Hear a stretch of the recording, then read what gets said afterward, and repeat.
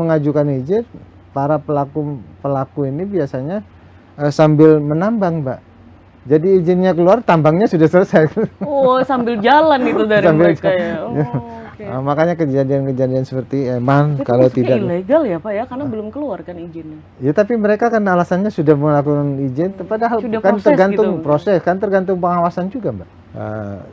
Ada yang sangat menarik, Mbak, di daerah Probolinggo yang kebetulan di pelabuhan ikan Mayangan itu, di ikan Mayangan ada tempat yang dikelola oleh kelompok, padahal asetnya itu punya provinsi. Nah, itu asetnya provinsi dijadikan tempat wisata kum-kum laut namanya. Kum-kum laut. Kum. Jadi pendapatan baru melalui pendapatannya masing-masing. Yang jelas pendapatan potensi baru ini tidak memberatkan kepada masyarakat, Mbak. Iya. Jadi ekonomi bergerak kalau terkait dengan pariwisata langsung Merchandise ke juga masyarakat. banyak ya. Ya, perlu menjadi perhatian. Apalagi di Jawa Timur sekarang ini lagi marak wisatawan dari luar negeri, Mbak.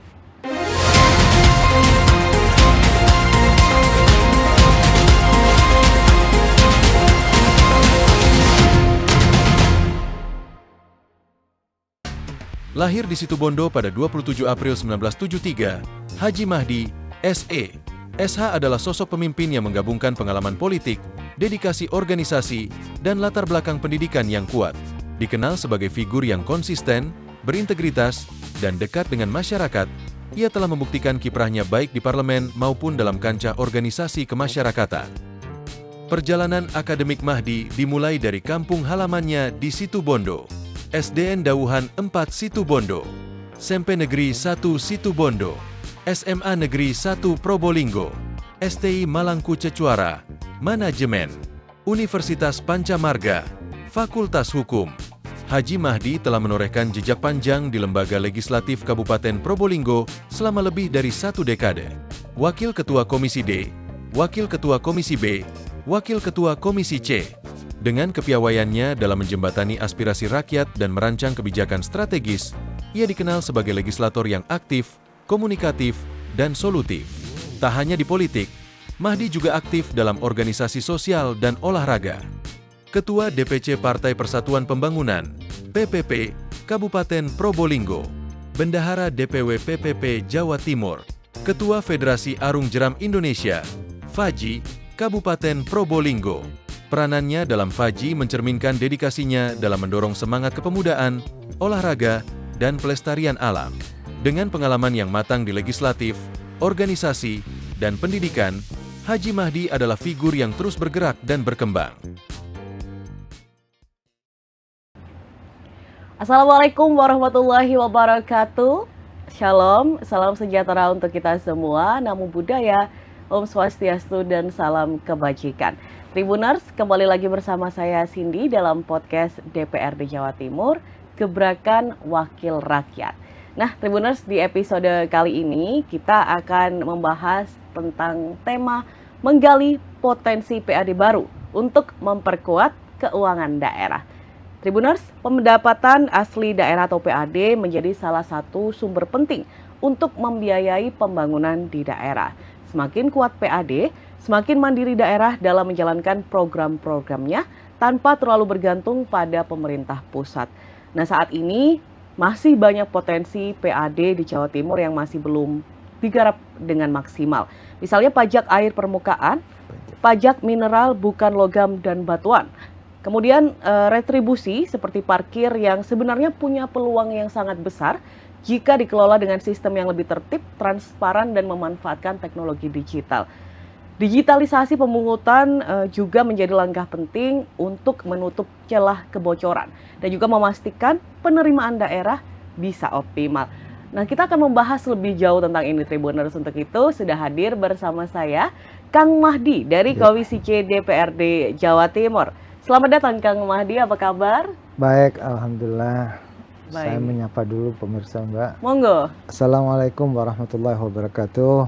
Waalaikumsalam warahmatullahi wabarakatuh. Saya boleh kenalkan dulu, Mbak? Boleh kenalkan? Silakan, monggo. Biar saya kenalkan dulu ke masyarakat. Saya Mahdi, anggota DPRD Provinsi Jawa Timur, sekarang menjabat Wakil Ketua Komisi C DPRD Provinsi Jawa Timur.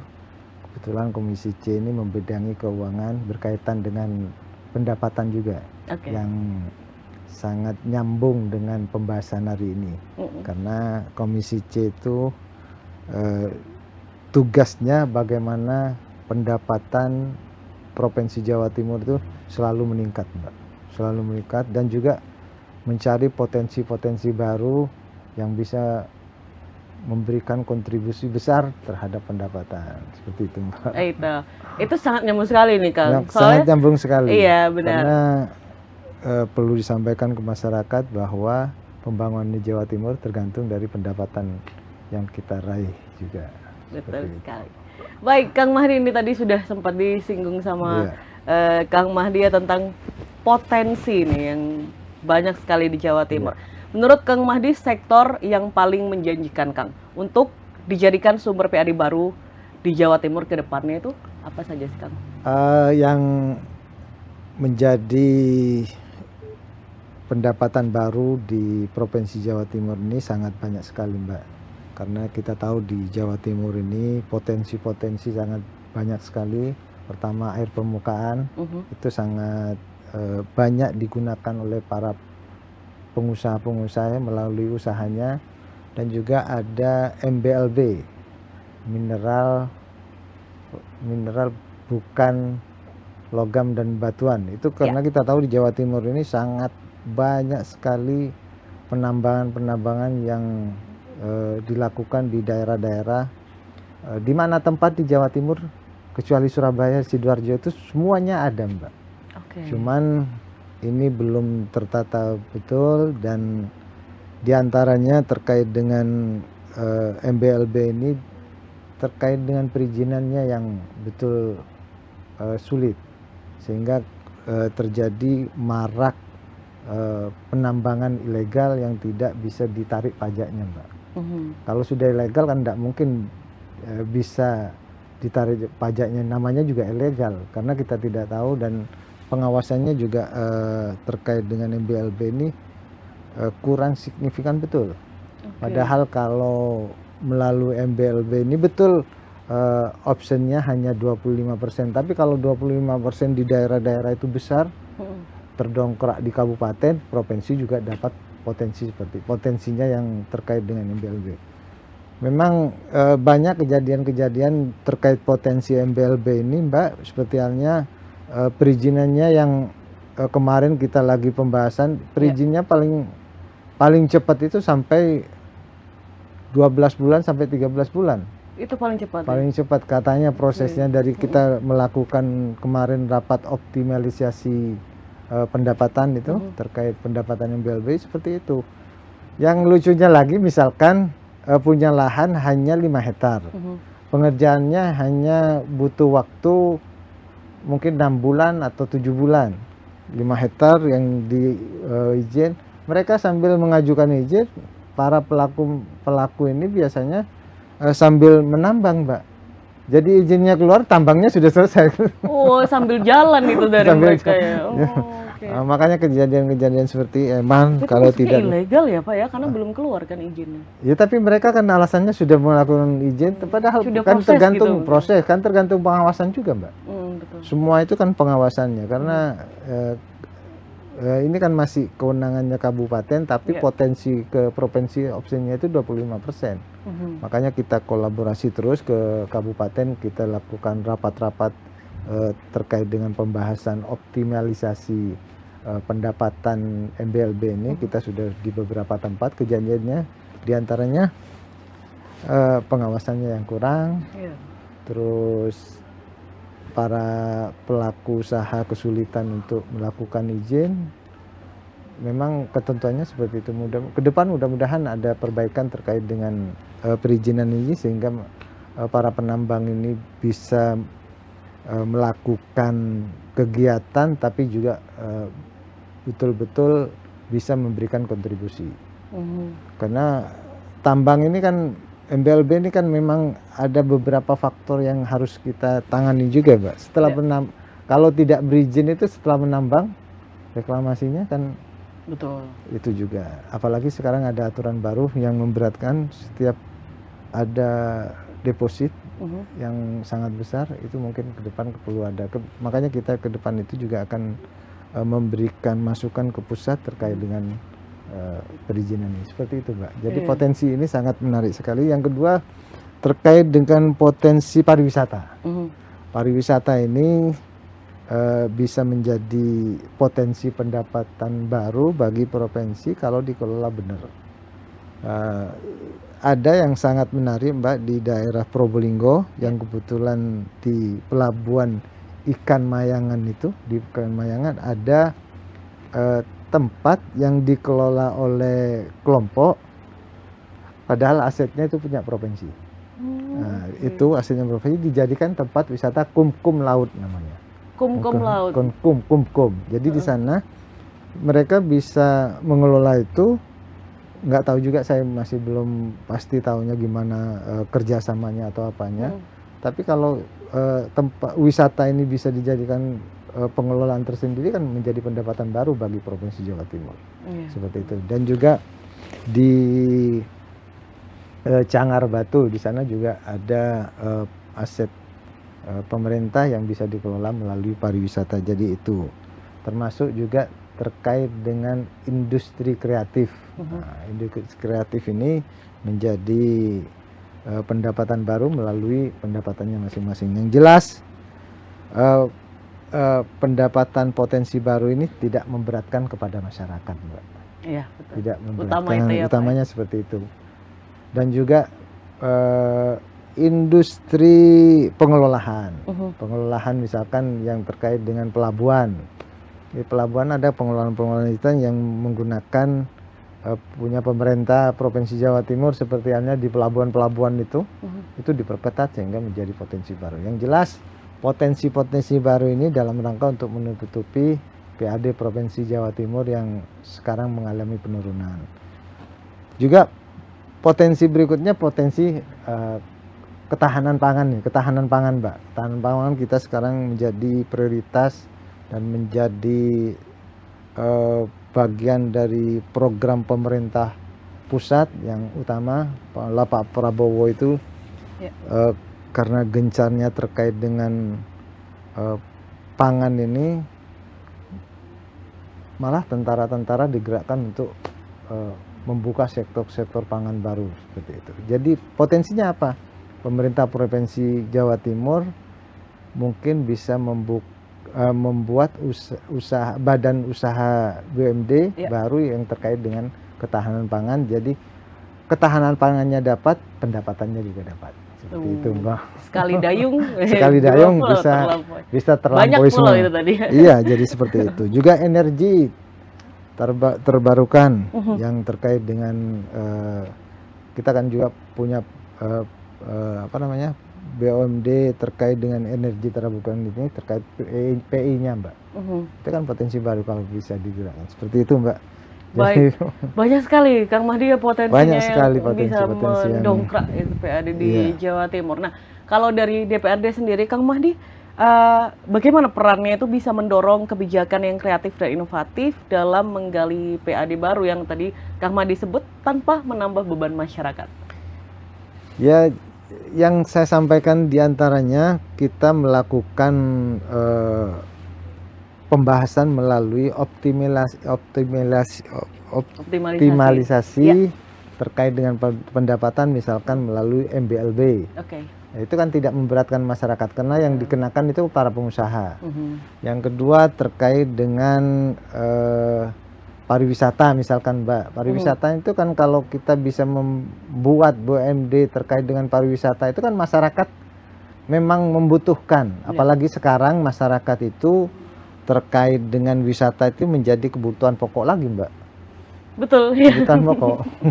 Kebutuhan pokok dan menjadi daya tarik tersendiri. Sekarang masyarakat larinya seperti itu, Mbak. Apalagi untuk menunjukkan melalui media sosialnya bahwa berwisata dan melakukan kegiatan wisata itu sekarang lagi jadi tren tersendiri. Iya. Apalagi, Kang, maksudnya media sosial, kita ngomongin media sosial itu kan nggak ada habisnya ya, tren Gak yang ada ada. habisnya, iya. Ada wisata Jawa Timur, explore Jawa Timur. Kalau misalkan di hashtag Iya. di Instagram itu sudah jutaan sebenarnya Iya. yang memakai hashtag itu. Jadi sangat disayangkan sekali jika itu tidak dimanfaatkan untuk menambah PAD yang ada di provinsi gitu ya, Kang ya. Betul. Iya, jadi yang saya sampaikan tadi, BUMD, saya segera pemerintah provinsi itu membentuk BUMD pariwisata dalam rangka untuk memfasilitasi masyarakat untuk berwisata. Intinya seperti itu, Pak. Yang kedua, untuk sebagai pendapatan. Kita sama-sama dapat masyarakat apa yang diinginkan bisa terwujud dan difasilitasi. Kita sebagai pemerintah provinsi, bagian dari pemerintah provinsi yang membutuhkan pendapatan bisa terdapatkan juga seperti itu. Ekonomi warga sekitar juga sangat terbantukan. Kalau pariwisata itu dampaknya sangat langsung terhadap ekonomi, Mbak. Karena dengan misalkan seperti halnya di kebetulan daerah saya di Probolinggo, yang di Probolinggo banyak tempat wisatanya seperti halnya Bromo, Arum Jeram, dan juga snorkeling di Ketapang, itu dampaknya sangat bagus sekali. Di Bromo itu pergerakan ekonominya semuanya, Mbak. Mulai misalkan orang berwisata di Bromo itu mulai dari ojeknya, jeepnya, oleh-olehnya, homestaynya, kamarnya, semuanya tergerak semua. Orang yang jualan, malah orang yang jualan di bawah itu juga di pasirnya juga banyak. Jadi ekonomi bergerak kalau terkait dengan pariwisata langsung ke masyarakat, ya seperti itu, Mbak. Jadi betul-betul wisata ini perlu menjadi perhatian. Apalagi di Jawa Timur sekarang ini lagi marak wisatawan dari luar negeri, Mbak, terutama dari Singapura, dari Malaysia, dari Cina. Bromo, jadi yang jadi sasaran wisatawan dari Cina itu ada 3, Mbak, di Jawa Timur sekarang ini. Tupak Sewu, yang ada di Lumajang, Bromo, dan Ijen. Nah, sampai di daerah sana itu sebagian besar masyarakatnya sudah bisa berbahasa Inggris, karena dalam waktu 1,5 tahun ini memang wisatawan dari Cina banyak sekali, Mbak. Itu potensi-potensi seperti itu kan harus segera ditangkap biar pemerintah provinsi itu dapat juga. Iya, itu saya sempat beberapa kali muncul di FYP saya, Pak, itu di sosial media saya yang wisatawan dari Cina itu banyak sekali mengejar sunrise-nya di Bromo. Terus itu viralnya Blue Fire yang ada di Ijen juga. Oh, di Ijen juga, iya. Mereka yang bikin mungkin warga masyarakat Indonesia ya, yang bikin hebohnya adalah mereka itu bisa naik dengan tidak memakai jaket tebal gitu, Pak. Jadi kayak sempet, ini kok mereka kuat-kuat banget dingin gitu di sana, apa nggak dingin gitu. Kalau itu kan tergantung fisiknya masing-masing. Iya, mungkin karena sudah biasa di sana. Kalau di Indonesia kan tidak seperti di negara luar, Mbak. Kalau di negara luar kan memang ada musimnya seperti musim dingin. Kan dinginnya lebih dari seperti Bromo mungkin. Jadi karena terbiasa, karena di Bromo itu kan masih 11, 10 seperti itu, dianggap masih biasa-biasa saja. Biasa aja. Dan di sini, dan penampilannya juga seperti mau ke pesta, ada kan? Iya, makanya yang kita itu sudah kayak kerukupan mau pakai syal apa enggak nih yang turis-turis itu ya. Jadi itu menarik, Mbak. Jadi untuk ditangkap potensinya seperti itu. Iya. Baik, kemudian dari sektor ekonomi digital hingga logistik nih, seperti apa, Kang Mahdi? Yang saya sampaikan tadi terkait dengan PAD itu juga bisa melalui ekonomi kreatif, Mbak. Ekonomi kreatif, pengembangan industri ekonomi kreatif ini juga berpengaruh pendapatannya juga, Mbak. Kan pasti ada pajaknya juga nanti kalau masyarakat seperti itu. Jadi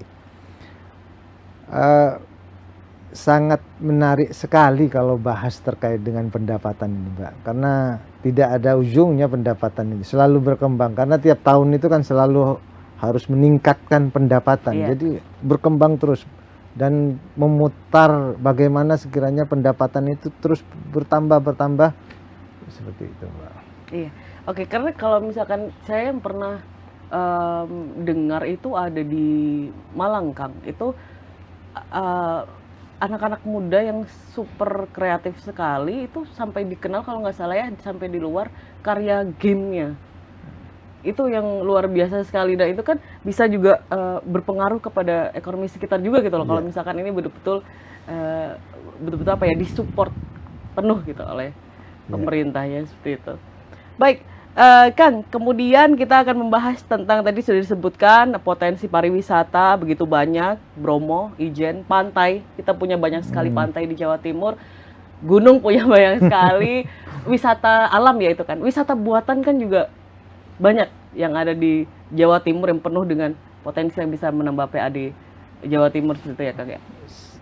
Sebenarnya banyak sekali, Mbak, potensi yang seperti halnya di Blitar itu kan punyanya aset Provinsi Jawa Timur yang bisa dimanfaatkan untuk menjadi tempat wisata, misalkan homestay, kan view-nya yang langsung ke laut yang sangat menarik itu. Itu di mana? Itu Di di Blitar? daerah Blitar itu. Juga di daerah Blitar itu. Yang lingkar selatan seperti itu. Oke, Jadi pantai ya, laut. Pantai laut. Karena memang yang menjadi daya tarik untuk berwisata itu kan diantaranya laut, gunung. Kalau di Probolinggo ada namanya laut melalui snorkelingnya. Jadi nyelam sambil melihat ikan yang ada di bawah itu. Kalau di Banyuwangi juga ada di daerah Bangsering. Itu sangat menarik. Jadi terkait dengan pendapatan ini, Mbak, pendapatan yang langsung kepada pemerintah Provinsi Jawa Timur, ada juga terkait dengan dampak kepada masyarakat perekonomiannya. Jadi pendapatannya dapat, dampaknya juga dapat seperti itu, Mbak. Iya. Jadi sempat kita bahas di apa episode yang kita juga ya Kang Mahdi ya tentang infrastruktur yang ada di Jawa Timur juga yang semakin membaik dan juga meningkatkan apa ya keinginan dari wisatawan juga yang untuk berkunjung ke Jawa Timur. Itu juga sudah sangat membaik juga ya Kang Mahdi ya. Iya, karena infrastruktur itu bagian dari akses untuk menuju tempat wisata. Seperti halnya sekarang kalau menuju Bromo sudah cepat, Mbak. Jadi turun bandara langsung masuk tol, keluar ya hampir 2 jam. Kalau dulu masih lama-lama di jalan, sekarang para wisatawan sudah menikmati. Apalagi nanti kalau langsung aksesnya menuju Banyuwangi, tambah akan menjadi daya tarik tersendiri nanti. Karena Banyuwangi juga banyak sekali. Oh, kalau Banyuwangi potensi untuk wisata sangat banyak sekali. Dampak untuk PAD-nya mungkin ke provinsi tidak begitu signifikan, tapi dampak kepada perekonomian untuk masyarakatnya itu kan sangat signifikan sekali seperti itu. Iya. Baik, Kang Mahdi, kemudian yang Kang Mahdi ketahui di lapangan, Kang, kebocoran PAD ini masih beberapa kali terjadi. Nah, biasanya titik rawannya itu di mana, Kang? Dan langkah pengawasannya itu seperti apa? Terkait dengan kebocoran PAD tergantung dari orangnya juga, Mbak. Pertama kita berbicara kapasitas orangnya, karena berkaitan kebocoran ini oknum. Tapi kita melihat kebocoran itu biasanya terjadi karena tidak melalui digital, Mbak, face to face. Misalkan kita pembayarannya melalui langsung kepada loket, itu masih biasanya ada nego-nego atau apapun. Tapi kalau melalui online kan sudah tidak bisa lagi sekarang. Fixed price ya soalnya. Iya, seperti itu langsung. Dan yang saya sampaikan tadi, misalkan kejadian di Probolinggo itu kebocoran terkait dengan pembayaran berlabuhnya kapal yang seharusnya masuk ke PAD tapi tidak tercatat, Mbak. Itu juga. Jadi juga kadang-kadang terkait dengan pengadaan barang dan jasa. Pengadaan barang dan jasa ini juga biasanya kebutuhan untuk terkait dengan pembiayaan Provinsi Jawa Timur yang kecil tapi kenyataannya besar. Itu kan juga berpengaruh juga terhadap kita. Itu. Jadi pengawasan sangat kita lakukan. Yang penting itu pertama evaluasi. Ya. Evaluasi dari kinerja yang sudah berjalan. Yang kedua terkait dengan pengawasan. Pengawasan itu penting sekali, Mbak. Karena dengan pengawasan itu kita akan melihat kinerja dan juga apa yang dilakukan terkontrol. Iya, dan pengawasan itu terus digalakkan ya? Terus Kang, digalakkan pengawasan. Sama halnya dengan BUMD kita, ya? kita lakukan pengawasan terus. Jangan sampai terjadi kebocoran-kebocoran. BUMD kita yang paling menyolok terkait kebocorannya di sektor keuangan di Bank Jatim, Mbak. Karena baca berita mungkin terjadi fraud karena menyangkut terkait dengan masyarakat yang langsung mungkin ya. Jadi misalkan di Bank Jatim itu bagian dari yang menghasilkan juga kan. Bank Jatim itu kan BUMD yang menghasilkan pendapatan untuk Provinsi Jawa Timur. Tapi Bank Jatim itu ada kebocoran-kebocoran sangat banyak sekali, Mbak, pada tahun-tahun kemarin, dan kebocorannya terjadi di Jakarta kemarin. Mungkin jangan tahu juga kebocorannya sangat besar sekali, dan juga terjadi fraud terkait dengan J-Connect yang baru-baru ini sudah dalam proses hukum. Yang terakhir di Sumeneb terjadi fraud hampir 23 miliar, banyak. Makanya kita melakukan pengawasan bagaimana sekiranya yang menghasilkan PAD ini jangan sampai bocor. Kalau bocor itu akan mengurangi pendapatannya nanti, mengurangi PAD-nya. Bagian potensi berkurang pendapatannya. Kita mencari yang berpotensi-potensi baru, tapi kenyataannya yang lama-lama bocor, Mbak. Misalkan kita mencari mendapat hanya yang MBLB hanya dapat misalkan 3 miliar, tapi bocornya hampir 100 kan. Nah gitu. Jadi yang ada kita, potensi yang ada ini kita jaga, kita awasi bagaimana sekiranya potensi-potensi ini tidak bocor sehingga pendapatannya itu signifikan. Kita mencari potensi baru tapi potensi yang ada bocor kan. Jadi ibu yang ada dijaga, yang ada diawasin, ya Kang ya, dan juga memperlebar kemungkinan menambah potensi-potensi baru.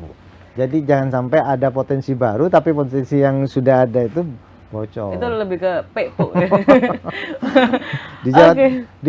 Di Bank Jatim itu tahun kemarin hampir setengah triliun, Mbak, bocorannya itu yang sudah yang menjadi ke ranah hukum. Jadi seperti itu. Kita hanya mencari titil-titilan tapi kenyataannya yang bocor besar. Iya, makanya. Seperti itu, Mbak. Ya. Kang Mahdi, nah ini untuk memastikan kebijakan PAD baru ini, Kang. Bagaimana, Kang, caranya untuk memastikan kebijakan PAD baru ini tidak menghambat investasi ataupun membuat pelaku usaha merasa terbebani?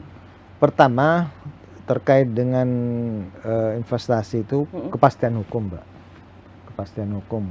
Kepastian hukum itu memang menjadi prioritas para pelaku investasi. Misalkan terkait dengan pengurusan izinnya, pengurusan yang lain-lainnya.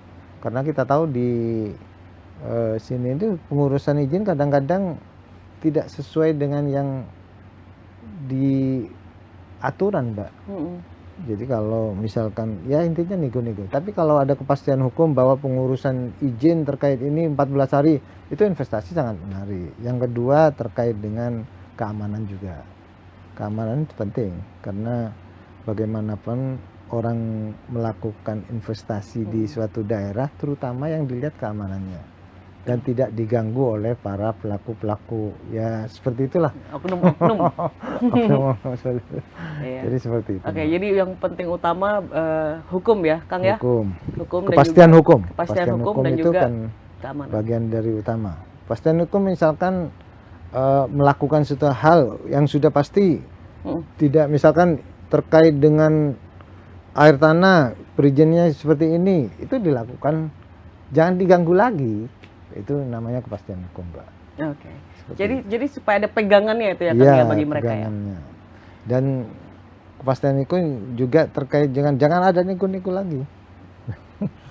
Seperti itu. Baik, tadi itu dari pelaku usaha Kang. Nah kemudian ini dari masyarakatnya nih, terutama pelaku UMKM Kang. Itu bagaimana sih Kang memastikan peningkatan PAD ini tidak memberatkan masyarakat kecil ataupun terutama para pelaku UMKM Kang? Tidak membebani pajak kepada pelaku usaha kecil yang besar. Kemarin sempat rame-rame yang ada pajak sampai berapa persen itu, Mbak. Kan Iya, itu. sempat Jangan rame. seperti jadi pelaku usaha diberikan prioritas terkait dengan pajaknya sehingga perekonomiannya tumbuh. Apa yang disampaikan Menteri Keuangan sekarang, kita tidak akan membebani pajak sebelum perekonomian tumbuh dengan signifikan. Kalau sudah pertumbuhan ekonomi betul-betul tumbuh dan signifikan, otomatis pajak akan naik seperti itu kan. Jadi tidak membebani pajak terhadap pelaku usaha kecil, karena pelaku usaha kecil itu kan bagian dari penggerak ekonomi yang ada di bawah, Mbak. Betul. Penggerak ekonomi yang ada di bawah sangat membantu sekali. Contoh saja waktu di zaman Covid yang masih bertahan kan pelaku usaha kecil yang di rumah-rumahan itu, yang saling tukar seperti itu. Jadi itu perlu dijaga dan jangan dibebani terkait dengan terutama pajaknya, Mbak, seperti itu. Jadi memang dipastikan usahanya mereka secure dulu, baru kemudian bisa ditarik pajak yang dipastikan mereka mampu. Ya Kang ya? Ya, otomatis kalau mereka sudah tumbuh ekonominya dan usahanya jalan, pasti mereka akan lebih memperhatikan kewajibannya. Seperti itu. Iya. Baik, Kang Mahdi, selanjutnya Kang Mahdi. Menurut Kang Mahdi nih kita kembali membahas tentang sumber pendapatan yang selama ini belum dimanfaatkan atau masih berjalan kurang optimal. Menurut Kang Mahdi, sepengalaman Kang Mahdi itu dari segi apa? Karena ketidakseriusan para pemangkunya untuk mencari PAD baru. Misalkan yang kita bahas sebelumnya terkait dengan aset itu kan kalau dimanfaatkan betul dan menjadi sumber pendapatan baru kan menjadi signifikan pendapatan kita, Mbak, seperti itu. Lebih serius gitu Lebih ya Kang serius lagi. pesannya. Baik, dan ini terakhir Kang Mahdi mungkin ada pesan dari Kang Mahdi nih untuk pihak-pihak ya yang bisa melancarkan peningkatan PAD yang ada di Jawa Timur tapi juga tidak menjadikan beban kepada masyarakat kita sendiri. Monggo silakan Kang. Jadi kita berusaha untuk mencari pendapatan baru melalui sektor-sektor yang ada dan tidak membebani masyarakat, tapi tidak mengabaikan usaha-usaha yang sudah lama sehingga terjadi kebocoran. Kita cari usaha pendapatan baru tapi yang lama terabaikan sehingga kita dapat yang baru tapi yang lama bocor, itu tidak baik juga. Jadi sama-sama jalan, sama-sama dilakukan sehingga pendapatan kita meningkat dan nyaman seperti itu, Mbak. Amin. Terima kasih banyak Kang Mahdi dan semoga yang diharapkan dari Kang Mahdi tadi dapat segera tercapai dan PAD baru potensial banyak sekali di Jawa Timur akan bisa dikembangkan. Amin. Untuk Jawa Timur lebih baik lagi. Lebih baik. Sekali lagi terima kasih banyak Kang Mahdi Terima untuk kasih. waktunya, untuk insight-nya. Tribuners terima kasih juga sudah menonton podcast DPRD Jawa Timur Gebrakan Wakil Rakyat, dan kita akan kembali lagi di episode lainnya dengan tema yang menarik juga. Saya Cindy beserta tim Tribun Jatim Network pamit undur diri. Terima kasih. Wassalamualaikum warahmatullahi wabarakatuh. Waalaikumsalam warahmatullahi wabarakatuh.